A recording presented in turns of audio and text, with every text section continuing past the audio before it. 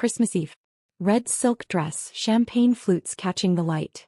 My sister Aurora had just dragged her boyfriend in front of 20 relatives and announced me like I was a public service warning.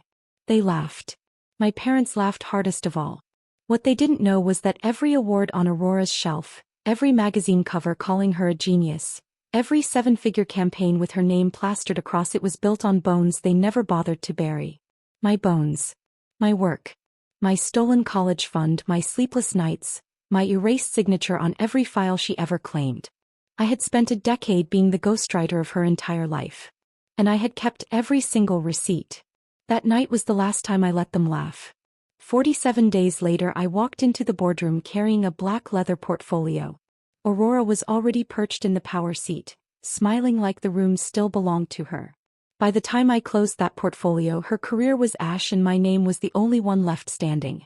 This is the story of how the invisible daughter took back everything that was hers, how the golden child lost it all in front of the people who taught her she was untouchable, and how the quietest person in the room can end a dynasty without ever raising her voice. My name is Evelyn Calder. And this is what happens when the ghost finally decides to haunt back. I learned early how to disappear in my own house. At every dinner table, every birthday, every Christmas photo, Aurora stood dead center, glowing under the spotlight my parents refused to share. I hovered at the edge, holding whatever they needed me to hold so the picture stayed perfect. She got the new winter coat, the private tutors, the untouched college fund.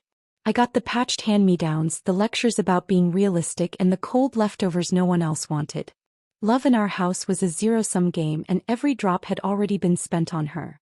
I wasn't the screaming kind of jealous. My jealousy was quieter. It lived in the way I memorized which stairs creaked so I could sneak downstairs at 2 a.m. for food. It lived in the sketchbooks I hid above the water heater because art supplies were frivolous when Aurora needed new point shoes. I told myself it was temporary.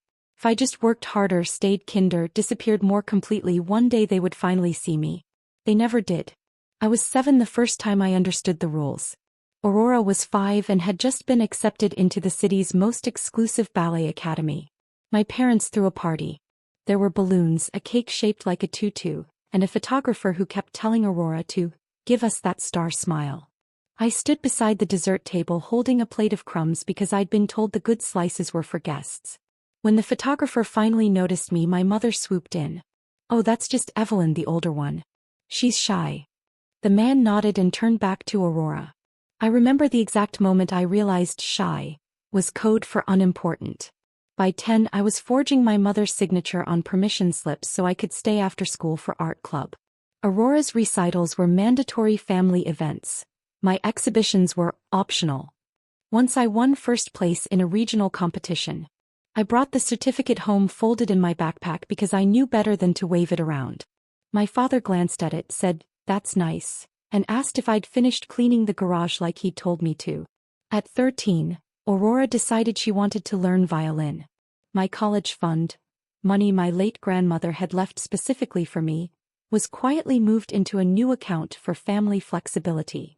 I found the bank statements months later when I was dropping off dry cleaning in my father's office.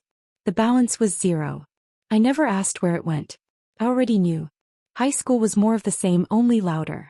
Aurora's face was on every poster, every honor roll list, every homecoming court announcement. I graduated with a 4.0, a portfolio thick enough to choke a horse, and 0 college acceptance letters because the application fees had been redirected to Aurora's summer intensive in New York. I took the city bus to community college, worked nights at a 24-hour diner, and taught myself design on a cracked second-hand laptop. When Aurora dropped out of her fancy liberal arts school after 1 semester, it wasn't challenging enough. My parents paid for her to find herself in Europe. I paid my own rent with tips that stained in coffee and ketchup. I got my first real job at Vantage Collective straight out of community college because the creative director saw my freelance portfolio on Behance and offered me an internship on the spot. Within a year I was running campaigns. Within 3 I was the uncredited brain behind half the agency's billings. Aurora showed up 2 years after me, hired because the CEO wanted fresh, relatable energy for client presentations. Translation: she was pretty, charming, and related to me, so she'd work cheap. She started as a junior account coordinator. Within months she was creative vision lead. Within a year she was on the cover of Adweek. I never fought for credit. I told myself the work was what mattered. I told myself one day they'd notice who was actually carrying the place. They never did. Christmas Eve 2 years ago, the house smelled of rosemary and entitlement. Relatives laughed too loud at jokes they'd heard a dozen times. Aurora, radiant in red silk, tugged her boyfriend Matteo toward me like I was an exhibit labeled, "Do not touch." "Everyone," she sang, voice honeyed and vicious, "this is my sister," the family cautionary tale. The room rippled with that familiar, polite, cruel laughter. My father raised his glass in a mock toast. My mother smiled the funeral smile. I felt the old reflex: shrink, swallow, survive. Then Matteo set his fork down. The clink cut through everything. "Interesting," he said, calm, looking from Aurora to my parents to me. "Because everything I've seen at the agency tells me Evelyn is the only reason half those award-winning campaigns exist at all." You could have heard snow fall. He didn't stop there. Quietly, methodically, he listed campaigns, dates, clients, specific lines of copy Aurora had stumbled over in meetings that I had written at 4 a.m. the night before. He never raised his voice. He didn't need to. The truth was loud enough. Aurora's smile froze. My mother's champagne glass trembled. My father looked like someone had punched him in the soul. Matteo ended with, "So maybe the cautionary tale isn't the one you think." He broke up with her the next morning. Sent her a single text: "I don't date thieves." 3 days later she escalated. She walked into my office at 7 p.m., asked to borrow my Lux and Pine Spring campaign because she was in a bind. I was on deadline for something else, exhausted, and said yes because saying no had never worked before. By morning my master folders were gone. Every original file deleted. In their place, polished decks with her name in the footer, her initials on every slide, and an email to the client that read, "I managed to salvage Evelyn's rough draft into something usable. Attached is the new direction."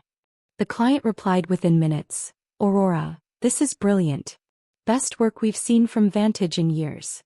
I stared at the screen until the words blurred. Then I opened a new folder titled Receipts. I had always been meticulous. Years of being erased had made me paranoid in the healthiest way. Every file I ever touched lived in 3 places. Every email was screenshotted. Every budget, every transfer, every late-night Slack message where Aurora said, "Can you just fix this real quick?" was saved. I spent the next 6 weeks doing nothing but collecting. I pulled 10 years of bank records that showed exactly where my college fund had gone. I found the forged signatures on scholarship withdrawal forms. I uncovered the creative retreat expenses that matched Aurora's spa trips to Sedona and Tulum. I printed every version history that showed her deleting my name and typing hers over it like whiteout. I built a timeline so airtight it could have convicted a saint. While Aurora accepted yet another 30 under 30 award for her vision, I archived. While my parents bragged to their country club friends about their genius daughter, I printed. While Aurora planned an engagement party to a man who had already left her, I waited. April came cold and sharp. The Lux and Pine client requested an emergency audit after receiving an anonymous package containing side-by-side comparisons of my original work and Aurora's new version, complete with metadata timestamps. The package had been mailed from a copy shop 3 states away, paid in cash. The entire executive floor was called in. I walked in last, wearing the black suit I'd bought for my grandmother's funeral years earlier. I carried one thing, a thick black leather portfolio. The room went still when I took the seat at the head of the table. Aurora's seat. She was already there, legs crossed, smiling like the world still spun in her direction. Arcio Daniel looked like death warmed over. "We have a serious issue of intellectual property theft and financial misconduct spanning multiple years," he said. Aurora opened her mouth. I opened the portfolio. For the next 47 minutes I did not raise my voice once. I walked them through everything. Every stolen campaign. Every forged budget. Every dollar meant for my education that paid for her lifestyle. Every award she'd accepted while I stood in the back of the room clapping like a trained seal. I ended with Lux and Pine. My original deck at 2:14 a.m. Her version at 9:03 a.m. The same day. The same bones wearing her lipstick. When I finished, the silence was so complete I could hear Daniel's wedding ring tapping against the table as his hand shook. He closed the folder. Looked at Aurora. "Clear your office. Security is waiting." She exploded. Screamed. Cried. Called me jealous, ungrateful, a liar. Threatened to sue everyone in the room. Security escorted her out while she was still mid-sentence. My parents had been called in for support. They sat in the corner like ghosts of themselves. When Aurora was dragged past them, my mother reached out a hand. Aurora slapped it away. 2 weeks later, the press release was short and brutal. Evelyn Calder promoted to Chief Creative Officer and named Equity Partner. Aurora Calder no longer with the company. The settlement was quiet. 7 figures. My money returned with interest and penalties. Enough to buy the top 2 floors of the building I used to take the bus past every morning. Enough to hang a new sign that simply read Calder and CO. I didn't throw a party. I just changed my number, moved to a neighborhood they'd never find, and stopped answering the door when the doorbell played their old familiar rhythm of guilt.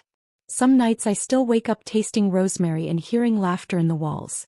Then I walk to my window, look out at a city that finally carries my name in lights, and I go back to sleep. Last Christmas I cooked for 20 people who know exactly who I am. We ate rib roast and drank wine that cost more than my first car.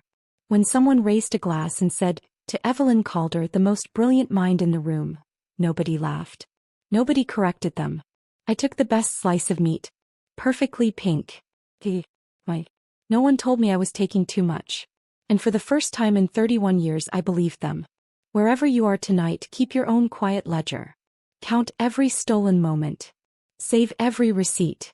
Because one day you'll stand up, open it, and the whole world will finally hear the truth in a voice they can never silence again.